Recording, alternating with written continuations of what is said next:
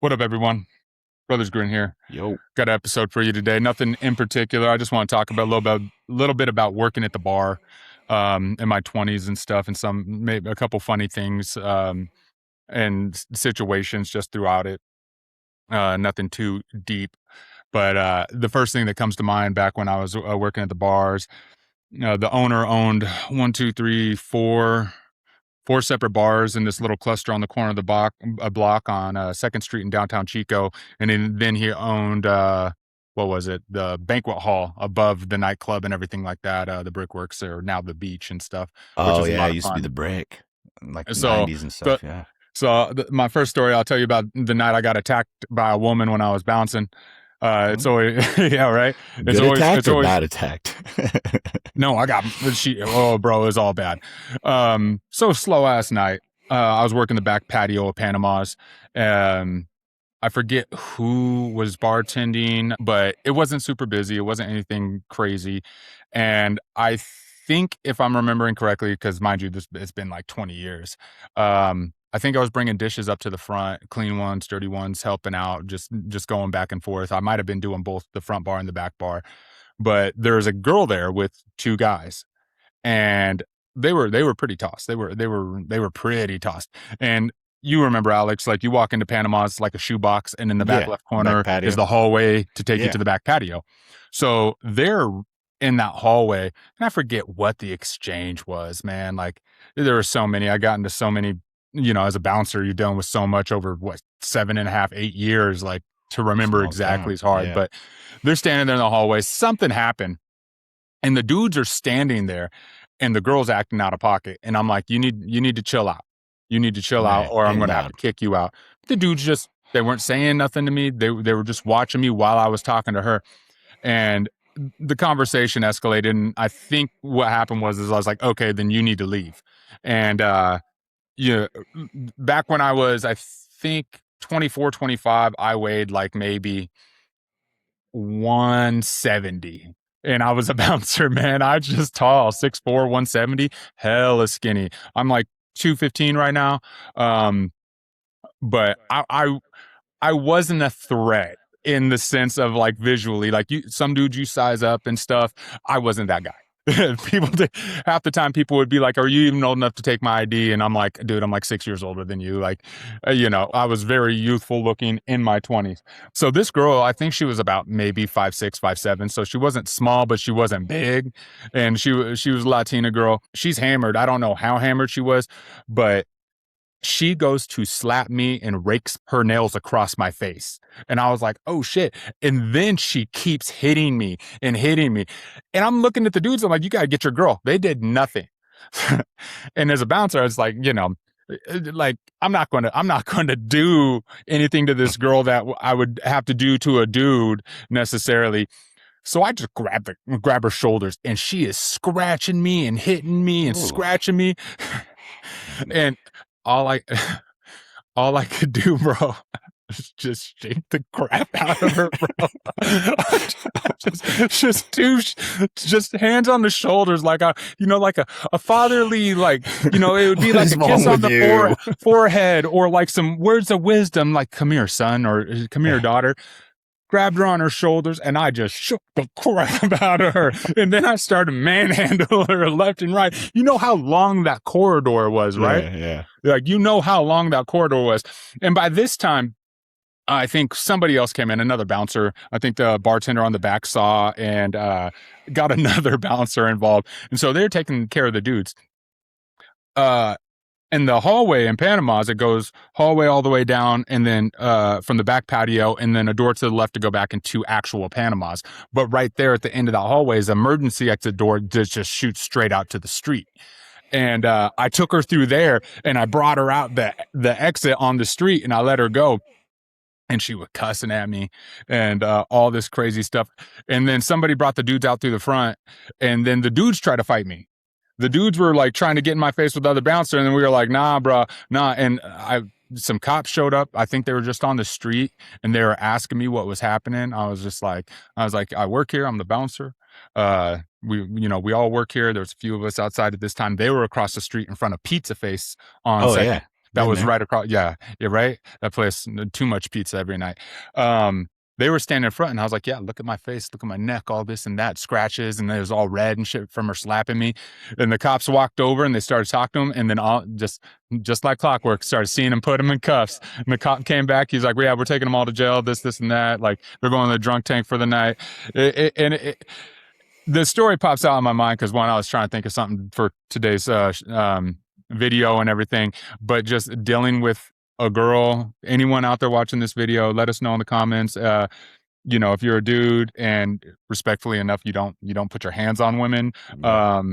But if a girl's ever attacked you and you had to think of something on the fly that wasn't too crazy, because I know if I would never hit a girl. Yeah. I would never punch her or something like that. And I was just like, what do I do in this situation? Like she wasn't weak and she was a good sized Latina girl. And as I said, I'm 6'4", but she's a body, I so get all it. I could do was just Yeah, I get it. There's times, well, when I was a security manager over there at Moods, back where Scratch A used to be, when I was with Sean and Jade, the owners of the nightclub there was many a times where like you couldn't, yeah, you're not going to beat a girl up or anything when she's acting like that, but this was real threats there. There's some gangster ass girls in Sacramento. You get shanked, you get guns pulled on you, whatever it may be. Where was this one? Was this Moods or something? Yeah, Moods. Moves right around the corner from Tunnel 21, Lottie Diwas's old place, right there across from the Road Museum in Old Sac.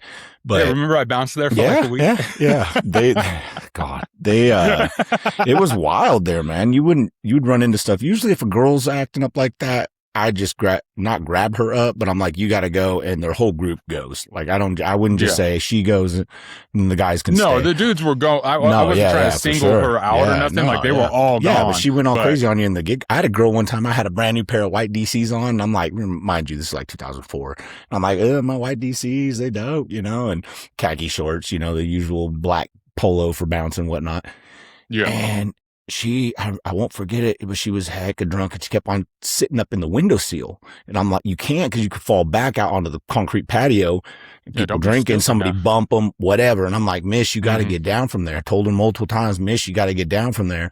All right, now it's time for you to go. And she like leaned over and looked at me and says, oh, I have to go. I just bought this drink. I was like, well, I've already asked you. It's time for you to. So she dumps her drink like down my leg into my fruit punch cocktail, whatever, cranberry vodka, whatever it was, redness down into my white DCs. Oh, I was furious. I wrapped the dude up that was next to her just by the back of his neck. I was like, I can't take my frustrations out on her. Marched him right up the back door and tossed his ass out there. I was like, you're going with him. Like, there's multiple times that people doing random nonsense. I got a couple in the women's restroom, guy and girl, doing some booger sugar. And I'm like, you can't be doing that in here. You guys got to go. And they were respectful enough. They were like, okay, and walk out to the front. Same couple invited me home with them. I was like, I don't do that kind of stuff. I mean, at the time, I didn't even know what he was asking. He's like, do you think he wants to come home with us? And I'm like, come home with us? What are they even talking? Dude, I'm 24. I ain't experienced nothing like that, and they're, and the guy's like, I bet he has a big one. And I'm just like, what? Yeah, it's time for y'all to get out of here. Like, no, go away. Like, there's some crazy people, man. You never know what you run into, especially at a nightclub like that. Alcohol involved, drugs involved, stuff, crazy nonsense. No, for sure. No, it's definitely experience, especially when you work in that atmosphere for a long time. You'll see a lot of different things unfold in front of you and be exposed to a lot of weird stuff. Yeah. What was that other club that I used to go to all the time? The night I got arrested that one Halloween when I wasn't drinking, the cops said I was drinking, and I went and got out the next morning and no charges or anything. But the night Terry got arrested. Was that Crazy Horse? Wasn't that a Crazy Horse? No, not Crazy Horse. It was up another block from like Panama. The Bear? No, not the Bear. I got kicked out of the Bear a bunch too. LaSalle's, maybe it was LaSalle's, but I think they changed the name to LaSalle's because it goes like. But it was like Armenian dude. We got arrested together in that van, and then he became the head security guy over there. And I'd always get him VIP. You'd walk through the front part was a club, and then you go in the back, and there was a huge back patio. And always play hip hop. Yeah, that place was awesome. I mean, I have tons of stories there. LaSalle's, that it was still there when I moved from Chico to here in Reno. And then when I went back, it turned into like a gaming club called One Up. One Up Gaming Club, or One Token Gaming Club. And it was funny because I went back with Zach. We go there. we're there for like 2 days and stuff. We go in the bar. We're like, cool. They got like video games and BS, and they had like a live band out back. And I was like, oh, it's kind of dope. And then I went to go use the bathroom, and they had co-ed bathrooms. They had like, guy girl bathrooms, and then the stalls were individual like rooms with a full locking door. And I was like, you can get in some mischief out in there, Oh, shit, gosh, whatever it yeah, may be. no, Just yeah. let's go to the bathroom real quick. But I remember I came out and I was like washing my hands, and then like a squad of like 2 or 3 girls came up, and they were just doing girl stuff that they would do in the bathroom, and I felt hella awkward. I was like, I just gonna dry my shit and get the hell out of here. Yeah. And then it closed down the next weekend. That's crazy. Like they talk about like these non-gender bathrooms and stuff like that. And it's not even the fact that, I care that a girl would go into a men's restroom, or, I wouldn't want a guy going in with my daughter in the restroom. I get that, but man, it's just awkward. See, this one wasn't too bad because there was it wasn't stalls. Yeah, you get them full like doors. I could see that not being too bad. But it was like a full contained area. And no, but it definitely is weird. I ain't trying to have, I mean, the co-ed bathroom, I was just like, at least it has that, because if it had stalls and it was a co-ed bathroom, I'm like, I ain't trying to be tearing nothing up and having like a girl in the next stall. You're just in there, vice versa. Just be sitting there, sometimes the urinal ain't open. What was that movie, White Chicks? Oh my God, dude. When he was in the bathroom tearing it up. Oh yeah. But I feel like that's exactly how it would be. Like, are you okay in there? Are you okay in there? Like, don't talk to me right now. Yeah. Are you peeking through the crack? Like, why are you looking underneath the stall? Oh my God. That's horrible. Yeah, man. That's all sorts of bad.